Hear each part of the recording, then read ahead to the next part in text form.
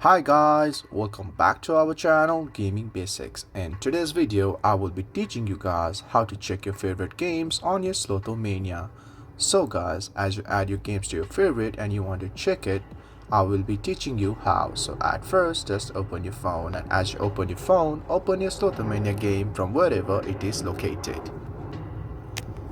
And as you open a Slotomania game, it takes a while to load because it depends on your internet speed. So all you have to do is just wait.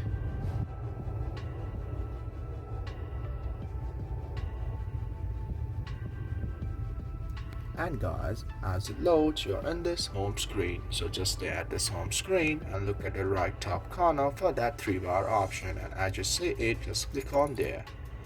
And as you click it, you can see the favorites option at the last. So just click on there. And as you click it, you can see your favorite page right here, and also you can see the favorite games that you have added. So guys, that's how you check your favorite games on your Slotomania. If you find our video helpful, please leave a like and please do not forget to subscribe our channel.